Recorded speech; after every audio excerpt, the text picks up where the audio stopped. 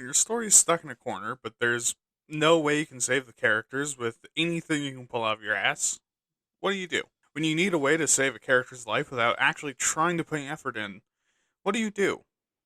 And we need a badass superpowered moment, but superheroes don't exist. What do you do? Well, the answer is magic. But, nowadays with these woke, dumb, liberal scumbag audiences, they want you to be consistent and treat like a quote unquote science, whatever that is.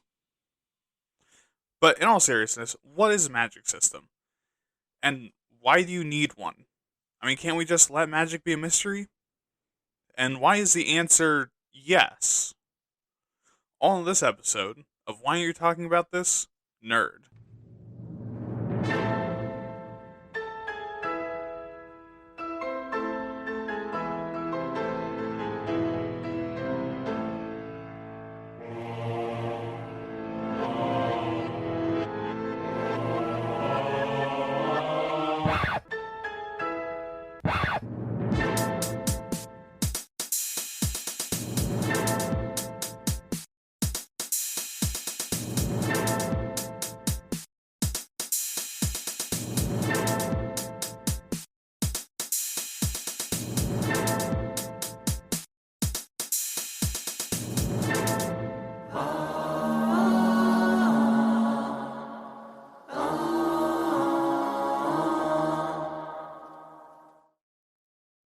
Hello, everyone, and welcome to episode 21 of Waytat Nerd. I am William, and I will be your NAMP guide through the world of magic today. And if you get that reference, fuck yeah. But before we go any further, I just want to thank you so much for listening. It means the world. No matter how it is you do that, from listening from a pod player like a normie to a magic talking rock, or having a homunculus of me on your desk repeating verbatim what I'm saying as I say it. And that's how we gotta talk privately, because you've probably heard things I don't want repeated in public. Also, I apologize for the sounds of construction in the background. Um, my my room is right next to a house project that's going on right now. I'm not gonna be a douchebag and tell my family, "Hey, stop working on this thing they've been working on for months," so that I can record my silly little podcast episode. So, um, just deal with it and don't be like a weird audio pervert. Um, or enjoy as like some background music. But anyways, I also noticed I started talking about episode 20 way too early last time. That I started talking about doing a review episode. So I think this time I gotta wait like maybe 5 episodes in advance instead of 10. Because 10 was like a couple months of saying like send in emails. So I'm gonna shorten that down. Uh, but also, I've uploaded the first episode of Fireside Chat with Waytat to the YouTube channel. So make sure to check that out. And our first episode was on the place of nerddom, which I think makes sense for the show in particular. But with that, let's get on to the show.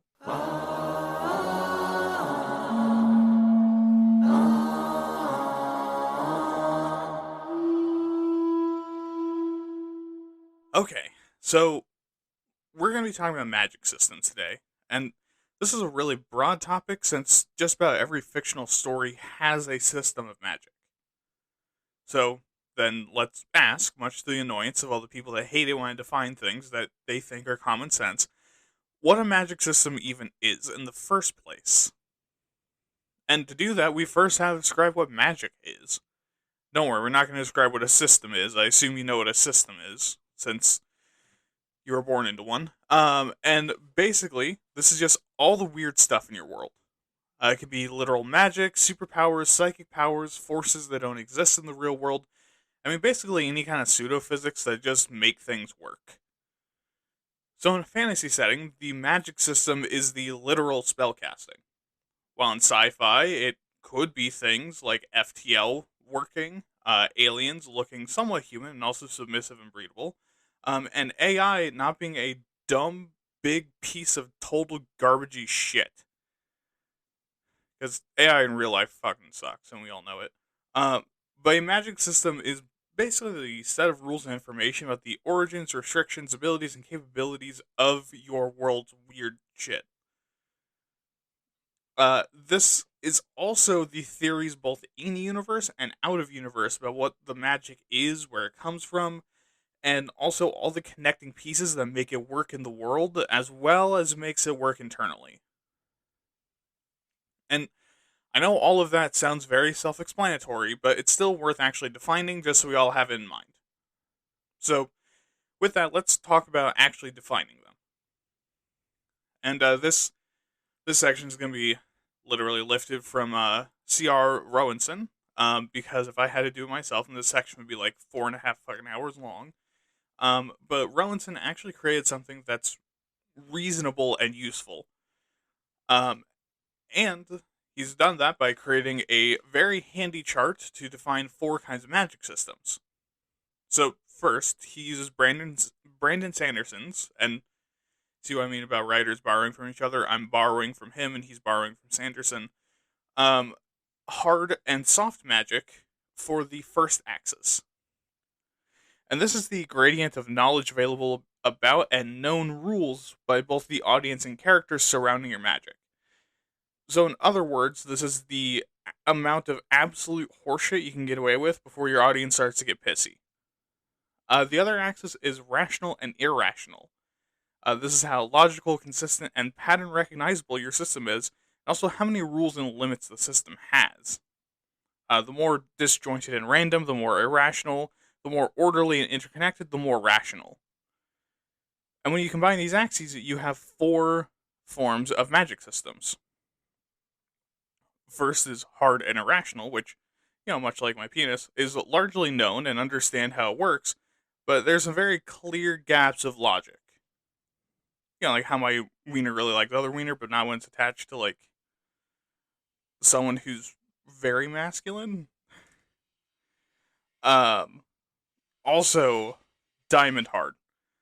In this magic system, it's hard to predict what could come next. Again, like my penis. And a lot of superhero media plays off of this one, because, sure, there's consistent rules sometimes, but very rarely do we really understand superpowers, how they work, where they come from, or have any amount of consistency between them, even if they have the exact same source.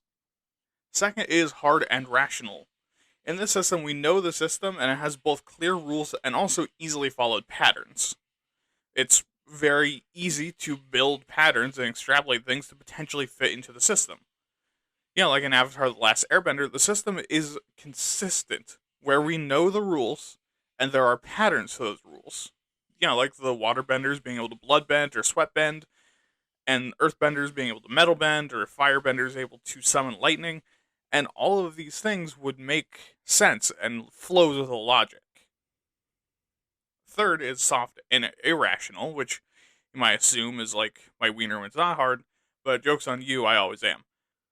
But in this system, most of the rules are unknown and it's and unclear, and it's hard to see or find a pattern, either because magic happens so infrequently or doesn't have any consistency at all. And a great, good example of this is Lord of the Rings, since we don't really know how the system works or why. And largely, us understanding how the magic works isn't the point. And for a lot of well written stories with this form of magic, it's largely the same. But for shitty stories, this is usually just how it ends up working. And finally is soft and and finally is soft and rational, which is like your wiener. Isn't hard, never been hard, and also vanilla. So in this system, most is very unclear and unknown, but has shown enough of a pattern or consistency for the readers to be able to generally predict what's going to happen, or can guess at what the rules might be. And this might be controversial depending on how you interpret it, but I think that the Psyker powers of 40k and the magic from Warhammer Fantasy, poor enough for the homie, actually matched this. Because while we don't know the upper limits or why exactly all of this is happening, we do know enough to estimate the results of things and extrapolate the rules of the system and what they might be. Now, while this is really good to categorize your magic, this doesn't really help you to actually choose the kind of magic to use. This is more the style. So to help you out with that, we have a whole just fuck off list of different kinds of magic. And I'm just gonna list these rapid fire because again, there's a lot of them. So firstly is deific magic, which comes from the gods and usually requires favor and worship. Second is magical words, which come from the spellcasters reciting certain syllables or symbols that either interact with magic or like reminds them how to do it to create specific effects. Third is elemental magic, where the spellcaster is able to control and command specific elements, but I mean most commonly are like Greek and Chinese elements. Fourth is ritual magic, which requires specific environments and repeated actions to work. The fifth is sourced from supernatural beings, aren't necessarily gods. Sixth is nature based magic, which manipulates and controls the forces of nature and the elements, which is, again, very similar to elemental magic. Divination magic grants insights and knowledge of the unknown and usually uses some sort of medium. Conjuration magic moves things from one place to another and creates things from nothing or takes them from elsewhere. Which, if you've ever wondered where your ghost turds go, this is where. Some wizard needs them for something. Psychic powers manipulates and communicates through the mind. Life and death magic uses and manipulates the flow and forces of life, death, and undeath. And finally, Magitech is the phrase everyone says when they don't want to be fucked to explain their magic. Any sufficiently advanced science is indistinguishable from magic. Any sufficiently explained magic is indistinguishable from science. Okay, now that we've covered all of these things, we do need to talk about something very simple. Do you need a magic system in the first place? No. No? Kinda? Yeah? And because, see, here's the deal about this trope. If you don't have a magic system, then you don't have magic. Because when you're writing, your audience is on the lookout for systems and internal logic and things that make sense. It just comes with the territory of being a writer with an audience. So if you don't intentionally create a system of magic and explain things, then you automatically have a soft and irrational system. And not in the well designed or intentional way, in the shit story way. So if you have any kind of magic or pseudophysics, you need to at the very least think about its use or it's automatically going to be considered bad writing. Otherwise, if you aren't including magic, then you really don't need to worry about this at all. But with that, we're actually going to go over to the history section.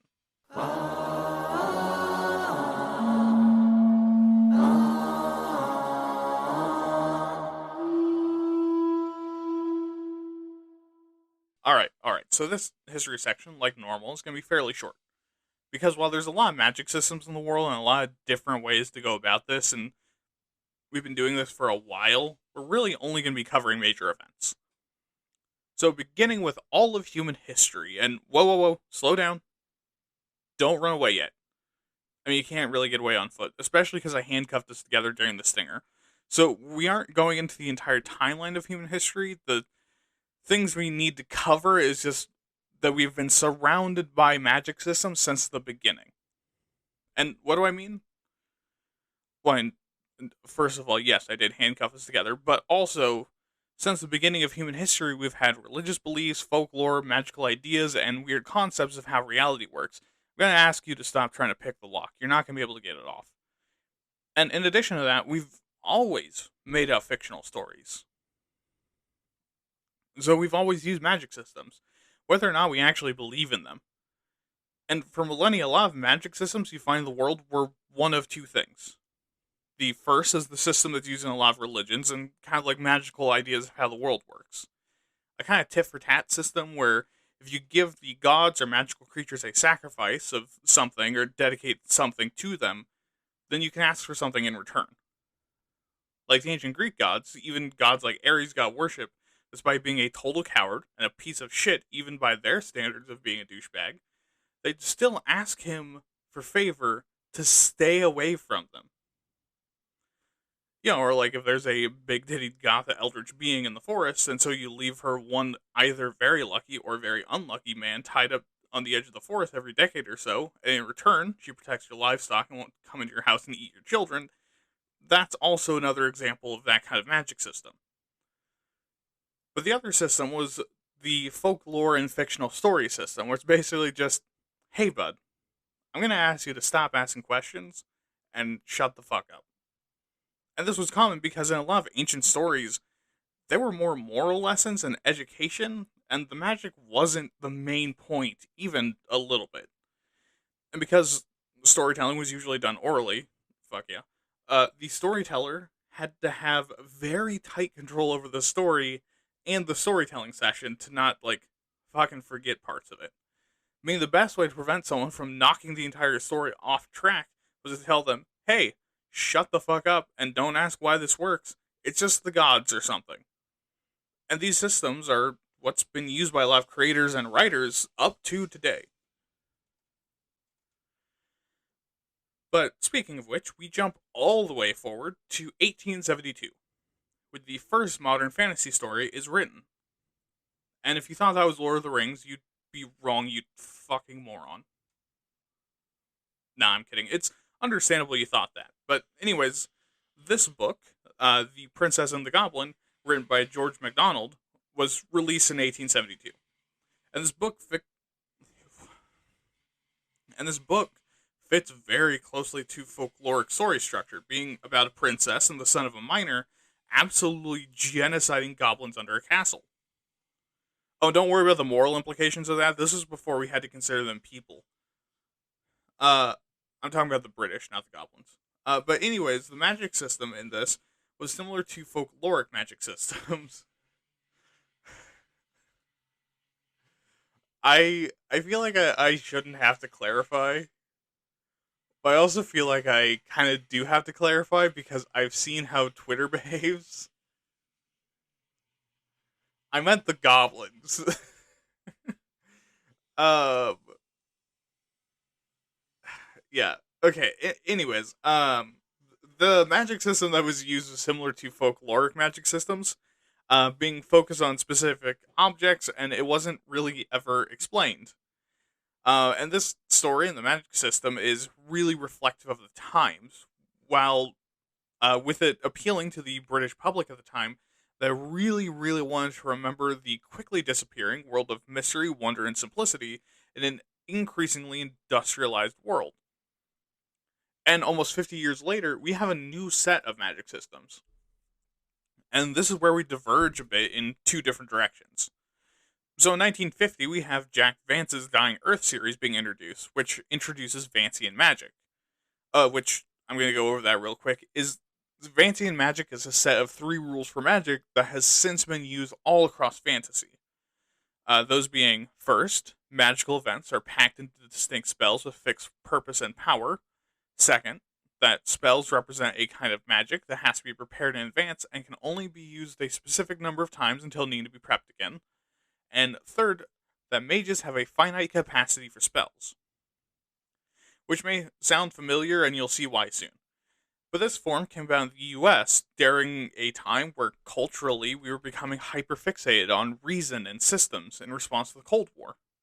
And we were speccing hard into science to try to beat Russia, and so the idea of folkloric magic just wasn't very appealing at all. Meanwhile, in 1954, we have the Lord of the Rings release, which obviously took off massively.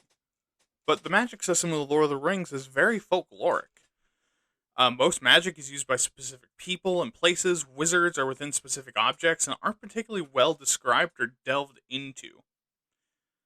But this isn't because Tolkien didn't care or had gaps in world building, because, trust me, motherfucker didn't miss a thing.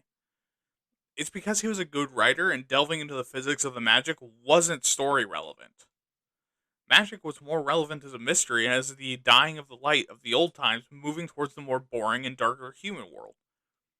And this again reflected the times, because Britain at the time was both reeling from World War II, still, and it's only been like 9 years. It was also deeply embroiled in the Cold War. And unlike the US, the UK public wanted something to feel safe and pastoral, to kind of just go back to the good old days when it felt like living on the island was happy, safe, and Britain was in control, which is what this form of magic did for them. Okay, and now we move on to 1977, when Dungeons and Dragons was first released. And this kind of marries the two systems together from earlier. How, you ask? Well, the creators were a bunch of fucking nerds, and they created the initial system of magic using D&D based on war games, which at the time used ammunition. So spells were tracked like ammo, and fancy and magic worked really, really well with that. It was a system turned towards roleplay and less towards warplay. Oh, I just thought about that in a different context, and that's kind of gross. The group leaned heavily on the folkloric magic for enemies and foes to make them seem more powerful, while keeping Vancian magic for players to give them like limitations, which then goes on to influence fantasy writers across the world for generations. Which then takes us to almost the modern day, but also 30 years ago, the 1990s. Which is fun to think about for all of you listening that were cognizant during the 90s, unlike me, but in the 1990s when Robert Jordan begins to write the Wheel of Time series, which is not only incredibly popular, but turns magic into an almost actual science, where spells and abilities have repeatable and measurable results that can be relied upon to work as intended.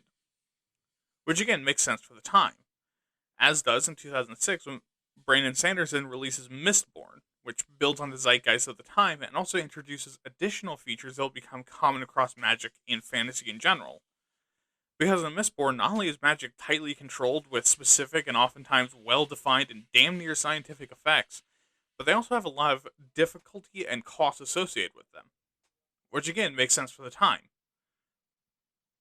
I mean, it was a transitionary period where a lot of bad shit we've become numb to today was starting to become disturbingly common, but while the majority of people alive knew of a world that felt a lot safer, more consistent, and more well understood.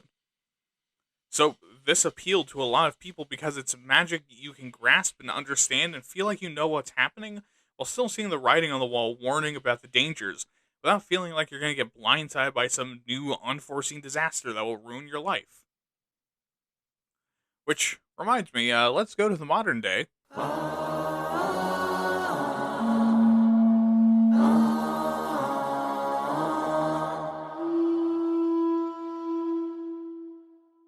Alright, so today we do actually have a modern status section. And it is kind of a short one, but it's still important to talk about. So we've been, for a long time, very focused on realism in our fiction. And our magic systems are no different.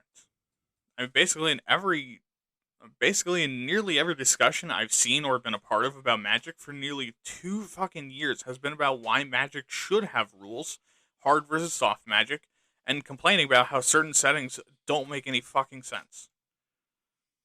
But when you look at the popularity of settings with magic systems, I mean, what do you see? Well, a lot of superhero media, first of all, though that's starting to wane a little bit. But we also see things like The Witcher, Baldur's Gate, Warhammer, D&D, which, Baldur's Gate and D&D are basically the same thing, and a ton of other fantasy media. But what's the consistent thing? Rules. In these settings, even the superhero ones, there are consistent rules that are usually followed. And not only are these rules generally followed, we also generally know what they are and what the limitations are. However, there's also something interesting here. The rules in all these settings describe how the magic system is used, but not the limitations of the magic system in universe or where they come from. So the door is open for bigger and bigger things to come, and also gives us as writers the option to pull out some absolute horseshit. And I think, like other times, this reflects our times. Superhero stuff is incredibly popular, and the magic system is very appealing because it's a magic system that lets the normal person become unimaginably powerful and do something to save the world. Something we don't have the opportunity to do in our day-to-day real life. And in the fantasy stuff, we also find it appealing.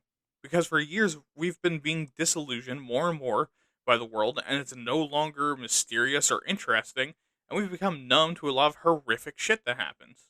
And I, and a good number of other people I know, can feel Armageddon's massive dick teasing the hole, and I really wish it would just stick it in already. So having an out and also that element of mystery is very exciting. And we get pissy when people use that because either it's absolute horseshit and we're more sensitive about realism, or because it doesn't reflect our reality anymore. It takes what we know about the world and tells us, hey, but it'll be okay, like the older generations that don't really see the writing on the wall. But, yeah, I mean, with that downer, let's go to why it matters.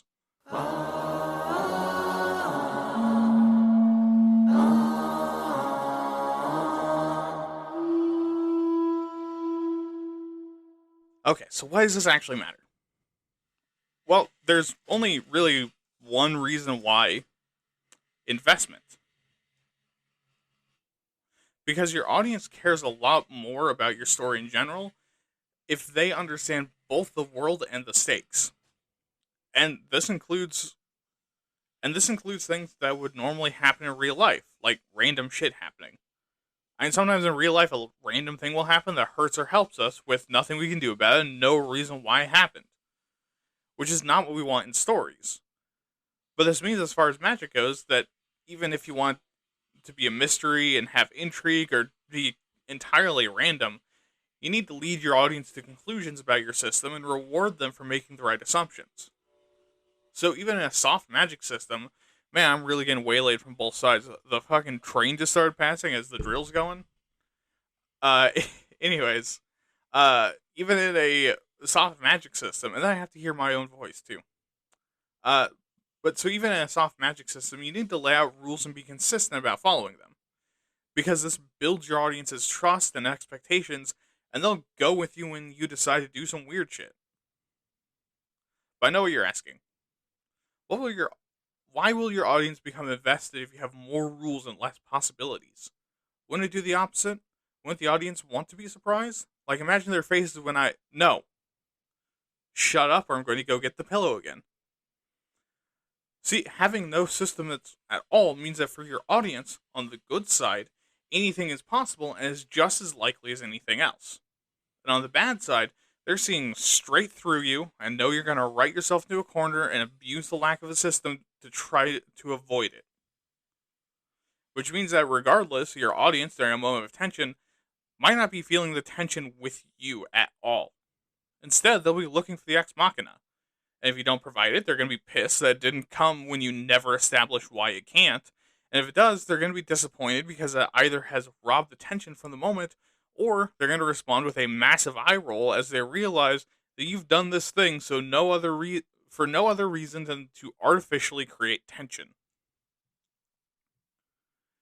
So then, I mean, with all of this, like, shit that's scary to writers that I just told you about, how do you design a magic system? How do you avoid your audience not being angry with you, but being disappointed? Well, I'll show you how as we build a couple together in the application section.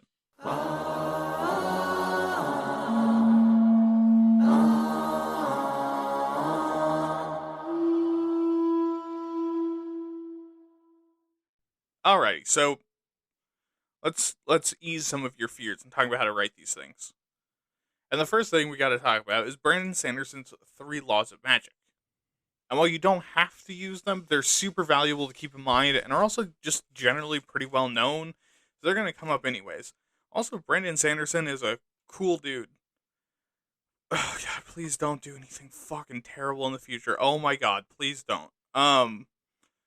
But he seems like a pretty cool dude, and it's kind of just like a dick move to be like, I don't need your advice. Fuck you. Um, so anyways, God, I really hope that audio clip doesn't come back to bite me in the ass. Oh my god. Okay, I'm gonna get over my existential crisis now and tell you about the first law. The first law is that the author's ability to solve conflicts with magic is directly proportional to how well the reader understands said magic. Which might sound a little intimidating, but is actually pretty easy. And it's kind of like talking to that girl you like. Just be normal. What this law means is that you need to make sure that your magic system is explained to an equal degree to your use in the plot. So, for example, say you never explain the magic system, but it's also never really used in the plot, and it's just kind of in the background and something you see in these like wacky side characters. Well, that's fine. You don't like your audience probably won't care. But let's say you over explain the magic. Well, now that's bad because you're telling your audience something they don't need to know and wasting time stroking your own dick instead of just getting on with it. Or in the opposite direction, you're doing just random bullshit without your audience understanding why it's happening. This is also meant to keep you on a leash in the kinky way, because if you have this leash, then you can actually focus on your world's magic and put it in a direction instead of just randomly doing some shit that comes to mind. The second law is that your magic's limitation should be greater than its abilities. And that is that the costs, limits, and weaknesses of your magic system is the interesting and unique parts because, I mean, let's be fucking real here. You aren't going to come up with something unique for what superpowers it gives you. It's just going to be a remix of every other fantasy and fiction story ever created, and specifically your favorite ones. And in this context, let's define what some of those terms are. So your magic's cost is the price you pay for your magic. Like if your magic system comes from Satan, then maybe the enchantment spell that you just cast to make everyone like you comes with the price of now having to deal with whatever the succubus sent from hell wants you to do. And I don't mean like the hentai succubus that wants your nut. I mean like the lore accurate succubus that wants to devour your soul. The weaknesses are what your magic is vulnerable to. Like if magic gets actively absorbed by iron, then suddenly your entire magic system is just fucking useless during a battle because now everyone just needs to wear a wrought iron necklace or have, I don't know, any weapon past the year 200 BC. And limitations is what your magic can't do. So like if your magic system is unable to intervene in someone's fate, then you can interpret that to mean that healing and resurrection magic doesn't work. And if it does, you need to fucking run because that person is a chosen one and being their friend is almost worse than being their enemy. Okay, and the last law is to expand what you have before you add new things.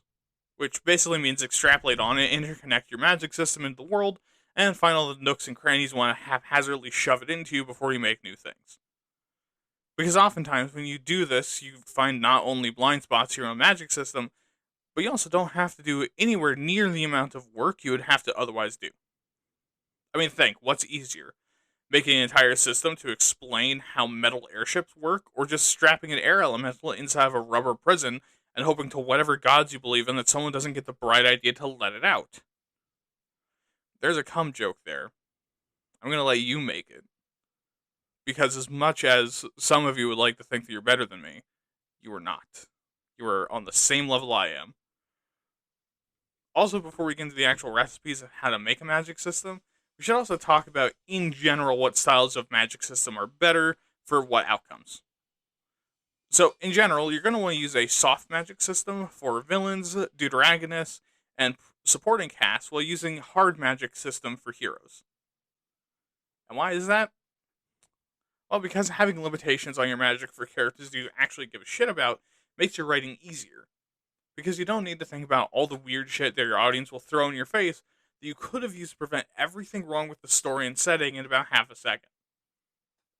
Like how in D&D, a paladin can use 5 hit points from their pool to cure a disease, and yet instead, they often wander far away from the people that could really use it to, survive, to massacre entire villages of goblins, and they're still considered to be the good guys. Also, having these hard limits gives your setting and story the illusion of understanding your world's magic and gives your writing some stakes and a feeling of tension since your audience knows exactly what your characters are incapable of doing.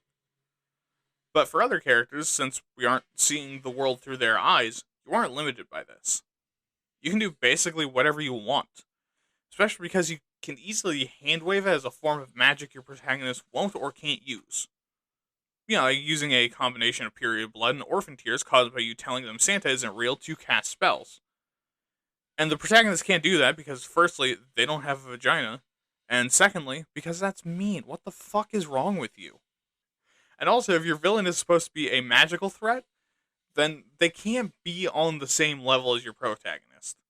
They have to have weird and unexpected shit you can pull out to beat your protagonist's butt cheeks, like that one fucking gif from an anime I've yet to find, but has haunted my nightmares for almost a decade. Seriously, I have no idea where it's from. I think it was like a meme compilation I was watching uh in my early teenage years, and like I have no idea what the fuck that came from or why why someone decided to animate that. Uh if someone finds it literally just from me saying that, I am going to be very surprised. That person will probably receive some money.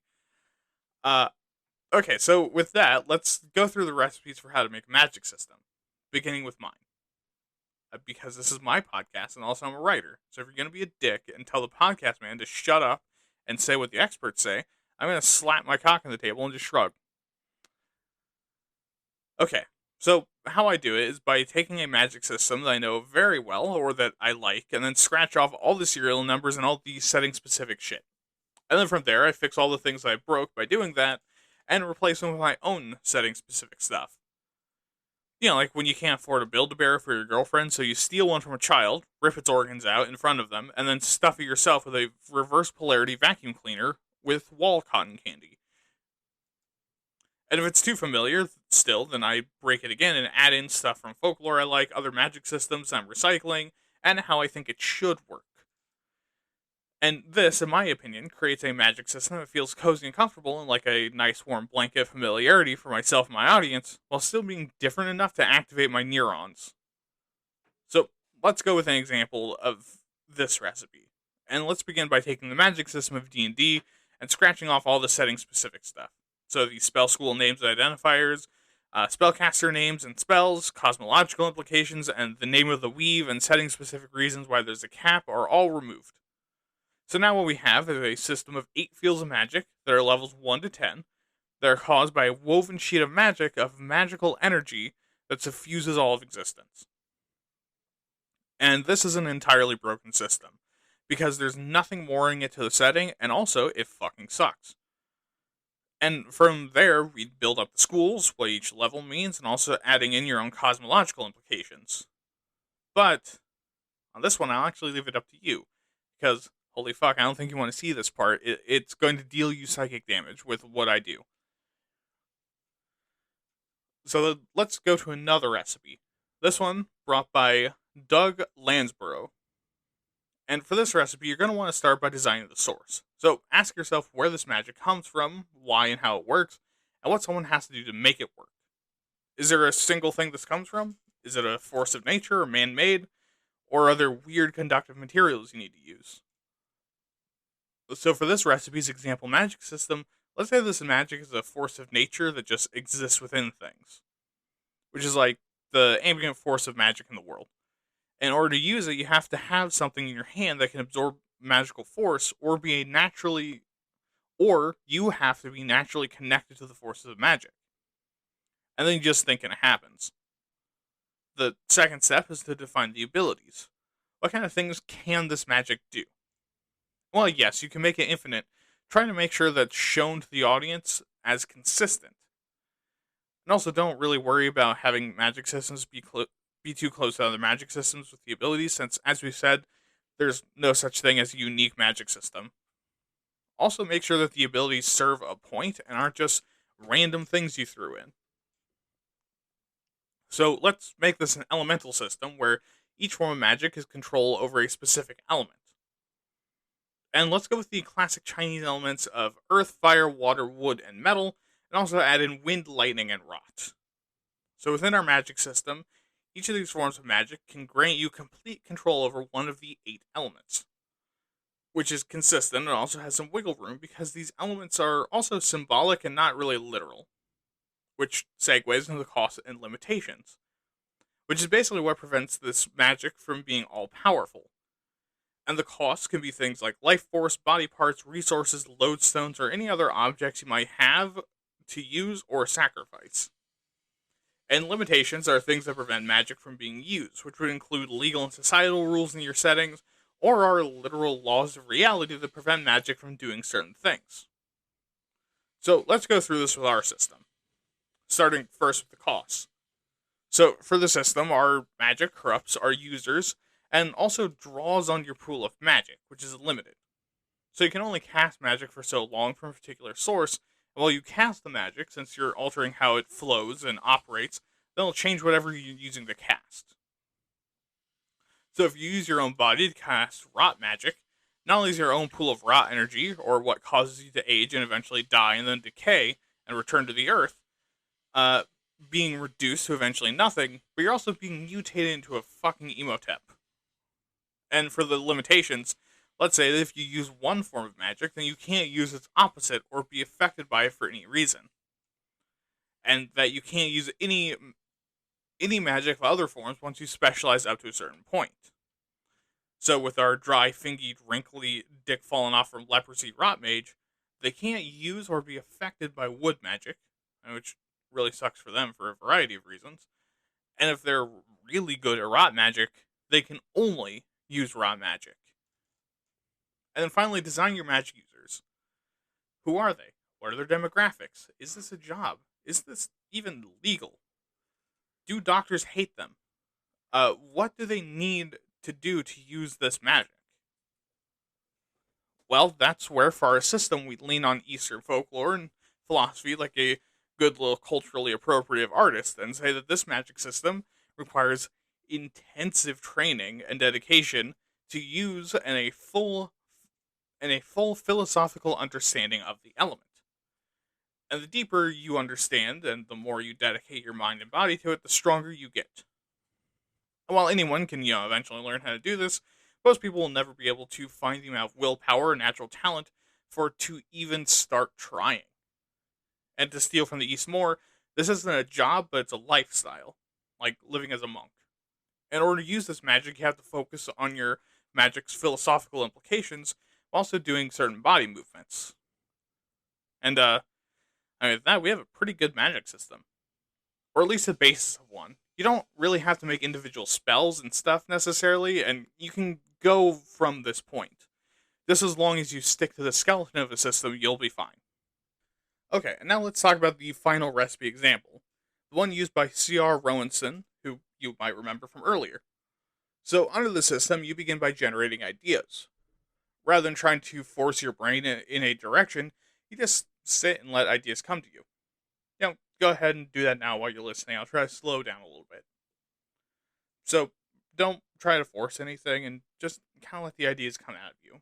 And, like with writing comedy, horror, and also doing world building, you might want to throw out your first few ideas, since these will be ones you think of often and are either really common, or like seen pretty often in the genre, either from you or from other writers.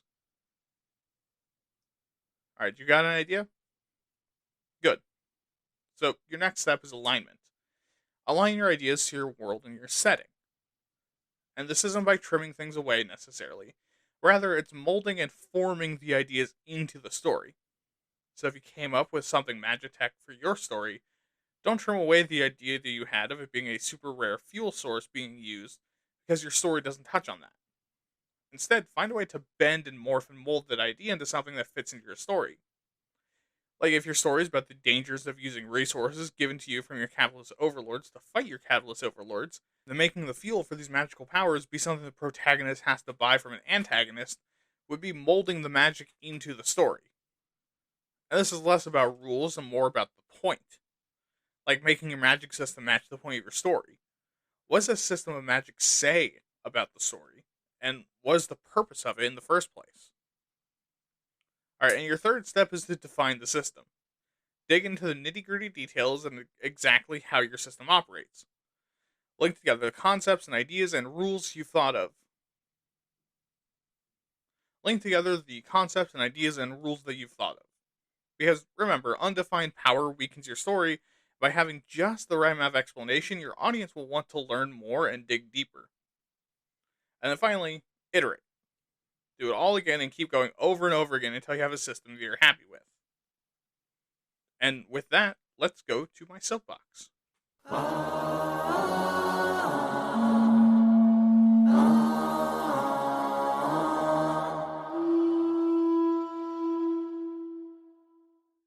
Alright, so instead of asking what my opinion of magic systems is, since clearly I love them, let's talk about why.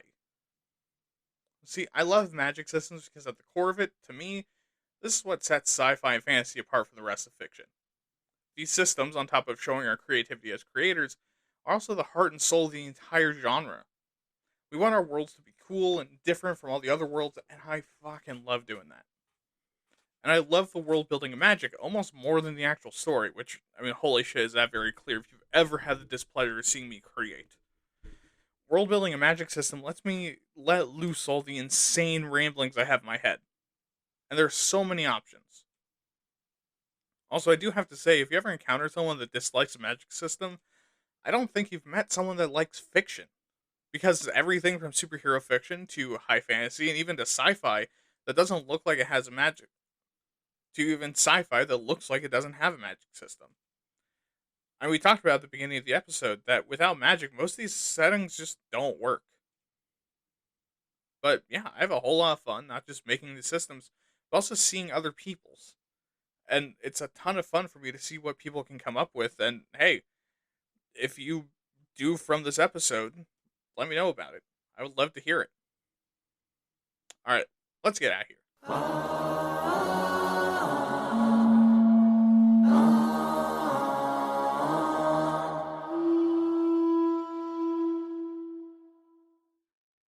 Okay, and there's episode 21 done.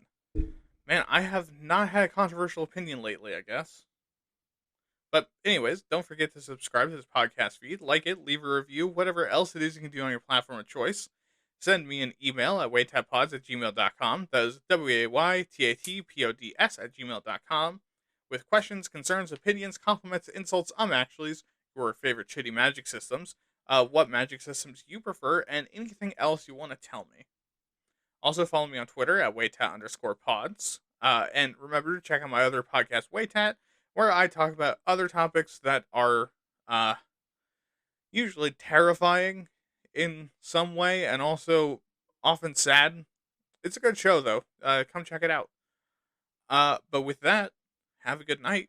Have fun.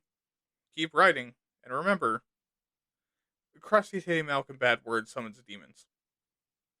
This has been Why Are You Talking About This? And I've been your host, William.